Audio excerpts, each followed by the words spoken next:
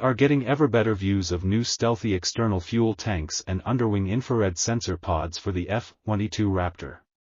We also now have our best look to date at the U.S. Air Force's new AGM-181A Long-Range Standoff nuclear-armed cruise missile, spotted under the wing of a B-52H bomber. Both of these developments reflect a larger surge in Air Force flight testing activities as of late, including the sighting of a B-21 doing air-to-air related flight testing for the first time earlier this month. All of this comes as the service pushes ahead with plans to field a host of next-generation capabilities in the coming years. This past weekend, aviation photographer Jared Hamilton shared new pictures of the F-22 with the stealthy underwing fuel tanks and sensor pods, as well as the B-52 carrying the LRSOs, taken as they flew over the Mojave Desert.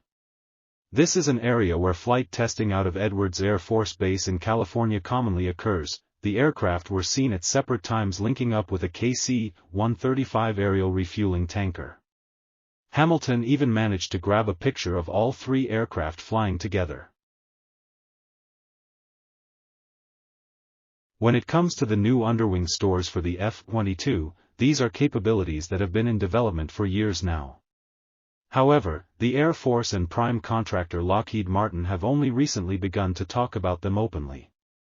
The tanks and pods are part of a larger upgrade plan for the Air Force's F-22 fleet, which Lockheed is also now referring to as Raptor 2.0. The complete package also includes a new infrared defensive system integrated into the aircraft itself, as well as enhanced radar, electronic warfare, and other capabilities that you can read more about here. The new external fuel tanks and infrared sensor pods are particularly important. As TWZ previously wrote, after a scale model of an F-22 in the Raptor 2.0 configuration was shown at the Air and Space Forces Association's annual Warfare Symposium earlier this year. Most obvious on the model are the new stealthy fuel tanks, a critical addition to ensure that the F-22 is able to better cover the vast distances that would be involved in a potential future conflict in the Indo-Pacific. In the past, the Raptor's notoriously short range has been mitigated by using non-stealthy 600-gallon tanks, but these are not a realistic option when faced by more capable hostile air defenses. They are, however, a regular fit for the Raptors that sit alert in Alaska, which need the wing tanks for their intercept missions that can cover vast distances over long periods.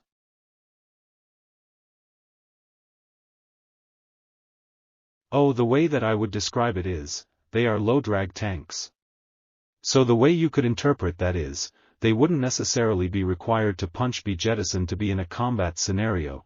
Katie Sicarino, vice president of the F-22 program at Lockheed Martin, also told TWZ directly when asked about this specific detail in an interview on the sidelines of the 2026 Warfare Symposium. They are if you needed to be in a scenario where you had to, but the idea would be that you don't have to, and you can perform any of the same maneuvers that you would on a clean wing with these tanks.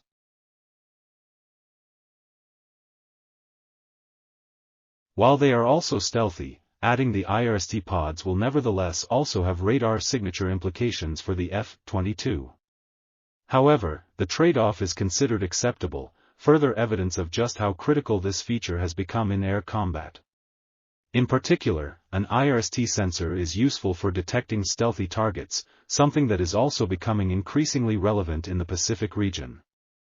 There is also the option of IRST-equipped Raptors sharing their sensor data with clean F-22s, enhancing their situational awareness.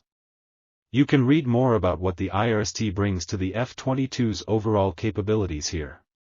At this stage, we don't know what specific sensor is used in the pods. Lockheed Martin refers to this store as the Advanced Sensor Pod.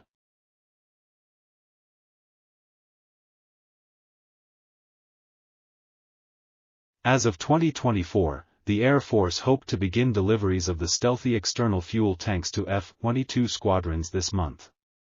However, in its annual budget request last year, the service said it was closing out technical discrepancies under EMD engineering and manufacturing development phase contract to integrate a fix prior to RAA, required asset available, delivery, but did not elaborate.